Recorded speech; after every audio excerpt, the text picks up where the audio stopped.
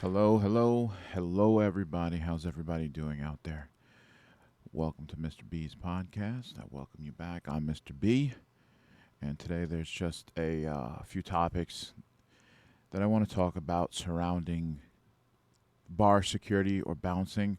You'll have to bear with me today until I muster the strength up. I'm not feeling all that great today, but we're going to roll with the punches. We're going to roll through it, and we're going to get stuff done today, all right? So, excuse me. Sorry. So today, like I had just said, I want to talk about bouncing, right? Club security, lounge security, things along those lines, right? So, what can be considered bouncing, right? That's pretty much self explanatory, right?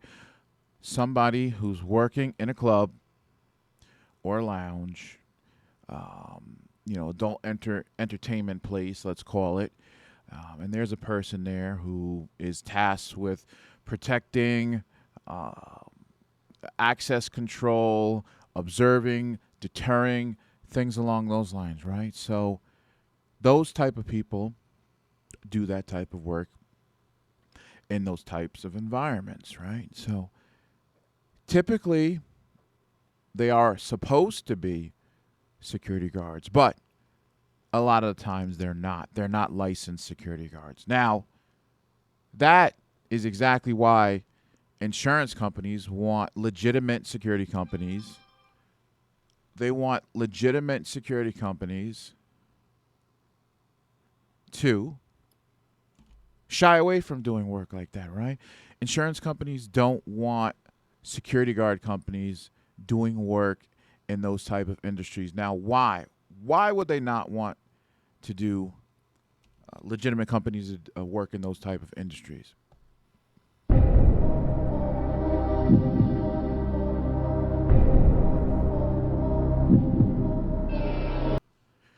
The answer is risk, right? So, how often, I don't know if any of the viewers go out to the bar as often as they can, but how often do you go out to a bar and you see some type of shenanigans going on where somebody's getting thrown out the bar or there's some type of fight in the club or whatever, right? So, insurance companies don't want legitimate security companies dealing with those types of industries because the risk is too high, liability is too high, right? There's almost always fights. There's almost, always somebody has to get thrown out. Somebody gets beer muscles and they want to fight with the security guard or the bouncer, right? Who's not even, they don't have a security guard registration in the state of New York. They're not a security guard. So insurance companies will say shy away from doing work like that, right? So now, if I wanted to do bars, adult entertainment, lounges, things like that where alcohol is served or there's adult entertainment, our insurance company would say, hey, look, right? It's a high industry, high risk industry. Statistics show that there's always fights, there's always this, there's always that. Also, you're responsible for access control in and out of the place, right? You need to make sure everybody's 21 if it's a 21 and only location, right? If it's an 18 and up location, your security's tasked with doing that. So just saying, all right, so we had security there, right? And the management said, hey, look, security, everyone who comes through that door, they need to be 21 or older, right? And you had some lazy security guard, right? It's not our company. We're not like that. But it's some other company, right? Let's use that for the example. And there's some lazy security guard, and he's like, let me just let people in, right? And he's letting all these people in who are not 21. Meanwhile, there's an open bar, but even the open bar, the bartenders are also supposed to confirm somebody's identity before serving them, not just relying on security at the door, right? But just say that the bartender said, hey, look, it's open bar. I'm not checking IDs, right? It might piss off my clientele. They might not give me a tip. So they're relying on security. Now, security let all these teenagers in, right? Teenagers. They let teenagers into the event. Next thing you know, there's a whole bunch of drunk teenagers in the place. They're fighting. Da, da, da. Somebody gets hurt. Somebody gets shot, stabbed, whatever.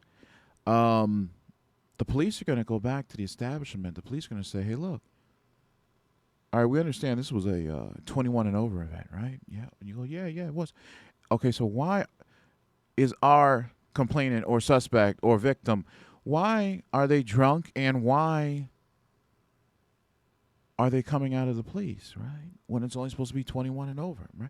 So somebody's going to be in trouble, right? So the police might turn around. They might call the alcohol commission people, right? And they might come out and do an investigation. And because of that, security guards or bouncer, whatever, because of their laziness, they let people in who were under 21.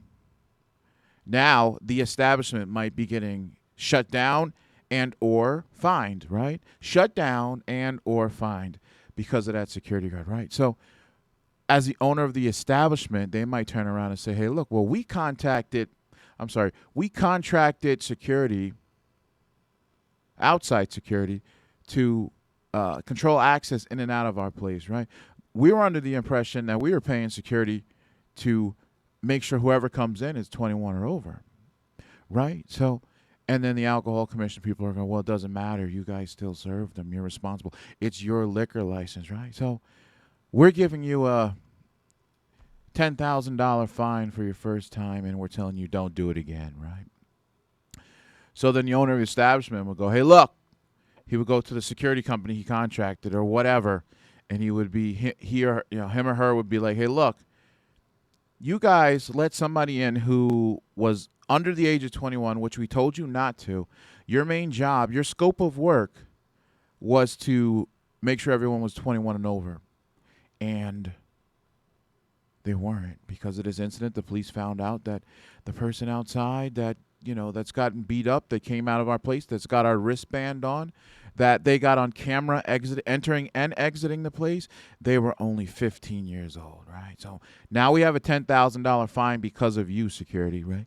Security, you need to pay us $10,000 now so we can cover the fine, right? So the security company would go, well, hey, that's what we have insurance for, right? They would go to the insurance company. Insurance company would investigate, decide if they're liable or not, but most of the time they will be. They'll try to fight over it, go to court, blah, blah, blah, but at the end of the day, somebody's going to pay the owners of that establishment $10,000. Well, whether it's going to be them paying the $10,000 to New York State government and deciding, hey, look, we got a contract with you guys as a security company. You breached the contract, right? It risked us this and that. We had to pay $10,000. Now we're not paying you guys for the next 6 months or year because of your guys' lapse of judgment. So now the security company is screwed, right? They're not getting money. No money's coming in. They pissed off the insurance company. And, it's just unfortunate. So that's why insurance companies don't want legitimate security companies working at bars, clubs, lounges, adult entertainment. Let's be adults here. We're all adults, everyone. We're talking about strip clubs, nudie bars, those types of things we're talking about, right? So we don't do work like that. We tend to do, regular other things that are low risk. I mean, we do a lot of high risk work, but at our company, we don't do bars. We don't do lounges, right? We don't do nudie bars, right? No, we don't. So at any rate, let's talk about the staffing of security at these places, right? So most of these places, they're not licensed security guards working as bouncers. New York State says that if you are doing such and such, your scope of work, what you're doing for a certain amount of time, if you're doing this, you require a security guard registration. Let me say that again, right? New York State says if you're doing such and such for a certain amount of time, right, and a certain scope of work, you will require a security guard registration. So now if you don't believe me, if you bear with me, I will see if I can pull it up on the screen for you guys to see. Oh, shoot. Goodness gracious. So at any rate, don't take Mr. B's word for it, okay? Let's see if we can pull it up here.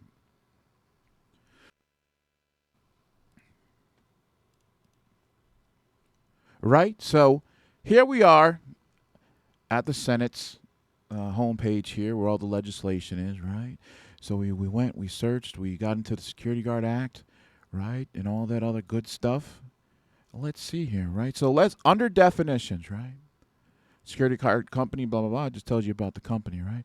But the actual definition of a security guard and their scope of work is laid out right here. Let me make it bigger so you can see. Security guard shall mean a person other than a police officer employed by a security guard company to principally perform one or more of the following functions within the state. A, protection of individuals and or property from harm, theft, or other unlawful activities. B, deterrence, observation, detection, and or reporting of incidents in order to prevent any unlawful or unauthorized activity, including but not limited to unlawful or unauthorized intrusion or entry, larceny, vandalism, abuse, arson, trespass on property. Or C, street patrol service. D, response to but not installation or service of a security system, alarm installed and or to prevent or detect unauthorized intrusion, robbery, burglary, theft, pilferage, and other losses and or to maintain security of a protected premises, right? That is a mouthful, right? So we're not going to read everything else. But as you can see, if we want to highlight, right, if we think about what a bouncer does, right, one or more of the following functions within the state, right? If we focus on that line there and then we go right to A. So is a bouncer doing protection of individuals and or property from harm, theft, or other unlawful activity? Are they doing, deterrence, observation, detection, da-da-da-da-da-da-da? So a bouncer needs to be a licensed security guard in the state of New York, right? So that is an established fact, as you can see. What's the problem? Why aren't these locations, knowing that, come on now, everyone knows you need a licensed security guard to work in that type of environment. But why would these establishments not want licensed security guards, right? Or why would bouncers not want to get a license? Maybe because they're not qualified to get a license. Maybe they could be, and I'm not knocking bouncers, right? I know a lot of them. I did some of it in my day as well, right? I'm not knocking them, but some of them are rough characters, let's put it. Some of them are rough characters. There, I said it, right? Some of them have a history. Some of them have a past where the past they can't get away from the past. So they're not qualified to become a security guard. So a licensed security guard, so they go and work at, the bar, working for cash, off the books every Friday, Saturday, right? So unfortunately, all of those, everything that I had just mentioned is the reason why that industry is such high risk. Insurance companies don't want anything to do with it for legitimate security companies. And if they do, let me tell you as a security company owner, what the requirements were for two of our insurance companies, right? Both of them said the same exact thing, right? We want $50,000 up front. We want 50,000 up front. So 50,000, not 5,000, $50,000 up front. They want it. What the hell? That's exactly what I said. You guys want $50,000 for what? For a what if, right? Hey, is that money going to be credited to if an actual claim ever was to arise? No. Well, then what the hell do you want 50 grand for? No. Then another requirement was, what the hell was it, right? So they wanted the 50 grand up front on top of a monthly premium, right? And then they wanted $350 ahead, right? So I would have to tell them, hey, look, I have 10 bouncers on staff that are licensed security guards. They're going to be working at this bar. They will go, oh, that's what we like to hear. So we got you for the 50 grand. We got you for the monthly premium, right? Now we're going to get you for another monthly premium, $350 a head, right? So they want it $350 times 10. All right, let's do that really quick. That's $3,500, right?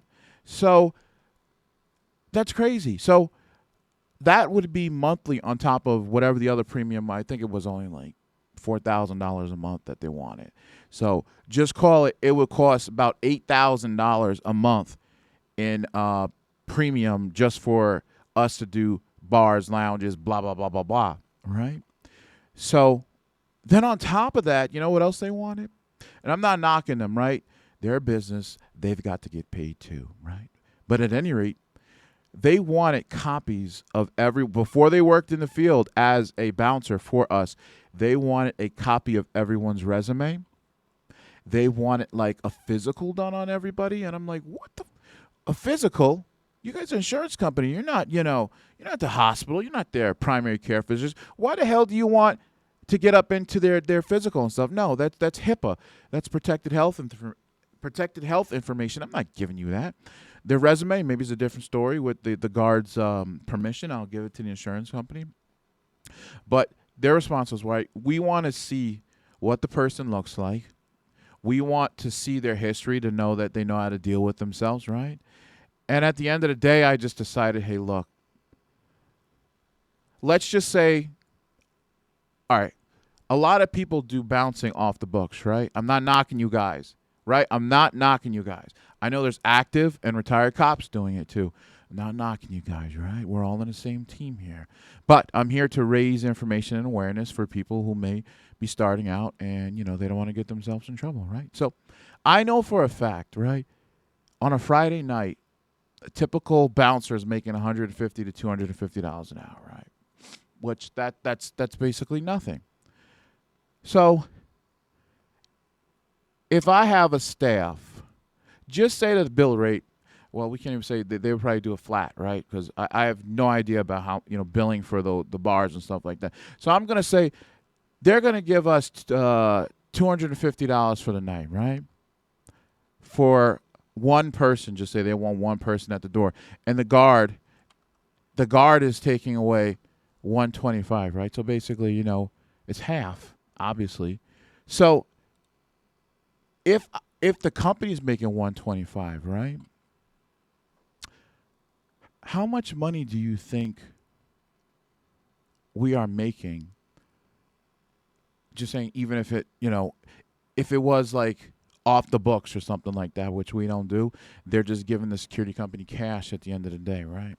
How much do you think it would be in a month, right? You would do 125 times 4, right? It's $500. Okay. Didn't I just tell you guys insurance alone to be, just saying we were to be, legitimate, right? And we weren't focusing on off the books and all that stuff that other people do. That's not enough money to even cover insurance. Are you nuts? So I told the insurance company, go fly a kite. I'm sorry, guys. We're not even going to step into that industry, right? The risk is too high, and the money's too low that's coming out. So why I'm paying $8,000 and only making $500, $500 a week. So it just doesn't work that way. So, so I just say to people who are bouncing and stuff like that, a lot of people do it, you got to be careful, right? Because there are so many claims that come out of bars, and I'm not lying. There are so many claims that come out of bars that is not even funny, right? The security guard, the bouncer twisted my arm. The security guard, the bouncer pushed me down out of the place. They grabbed me by my arm. They broke my arm by accident. Oh, the security guard inappropriately touched me. Oh, this and that and that. There's so many claims that come out of, that type of industry that you really need to be smart about what you do, right? Money isn't everything. And I could tell you right now, working for $150, $125 a night at a bar. Are you crazy? Do you know how much money that bar is making in alcohol, selling that alcohol?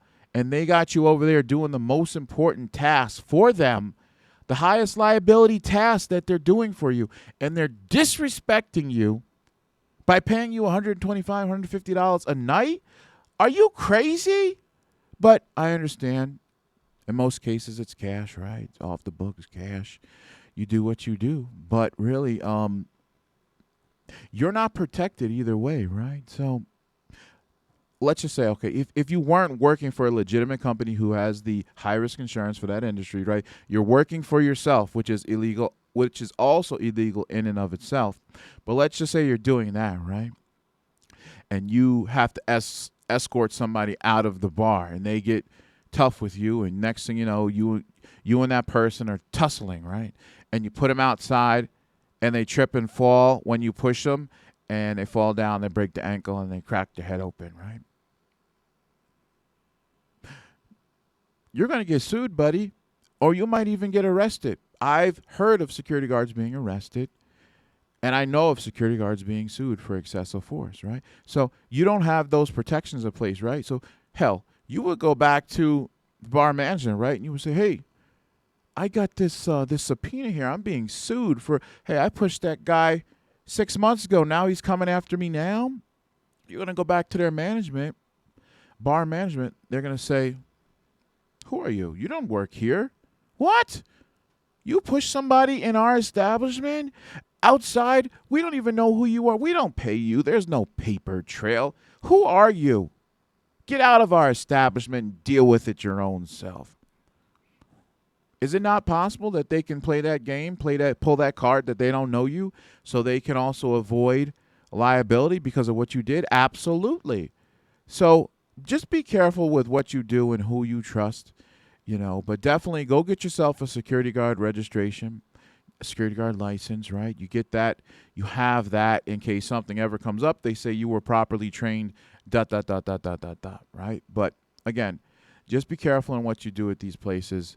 They could be dangerous in most cases. I know most places around here, a lot of people try to sneak guns, drugs, knives into the club, right? So, I don't know what's going on with that, but that's why we avoid that type of industry. It's too much risk for us. So I want to thank you for viewing in today. And, go out, get that registration if you're not a licensed security guard, right?